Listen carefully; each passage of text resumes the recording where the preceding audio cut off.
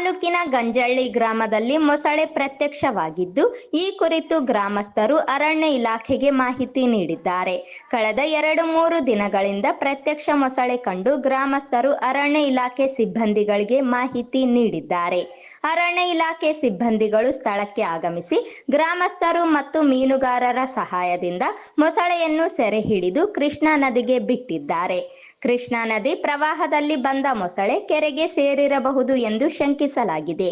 ಕೆರೆಯಲ್ಲಿ 2 ಮೊಸಳೆಗಳನ್ನು ಗ್ರಾಮಸ್ಥರು ನೋಡಿದ್ದು, ಒಂದು ಮೊಸಳೆ ಸೆರೆ ಹಿಡಿದಿದ್ದು, ಮತ್ತೊಂದು ಮೊಸಳೆ ಸೆರೆ ಹಿಡಿಯಲು ಗ್ರಾಮಸ್ಥರು ಮನವಿ ಮಾಡಿದ್ದಾರೆ. ದೂರ ಸರ್ರಿ, ಎಲ್ಲಾರು ದೂರ ಸರ್ರಿ.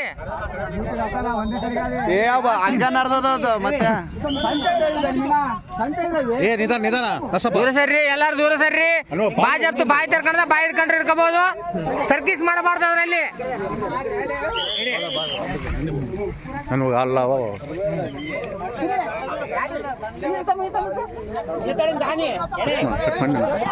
ನಿನ್ಗಾಗ್ಲಾ ಇನ್ನು ವಿಡಿಯೋ ಮಾಡಮ್. ಇನ್ನು ಬಾಯಿ ಜಪ್ತು ದೊಡ್ಡದಿದೆ ಮುಸುಳಿ ಅಂದ್ರೆ ಯಾರು ಫಾರೆಸ್ಟ್ ಅವ್ರು ಹಿಡ್ಕೊಂಡಿಲ್ಲ, ನಮ್ಮ ಊರವ್ರು ಹಿಡ್ಕೊಂಡಿದ್ದಾರೆ.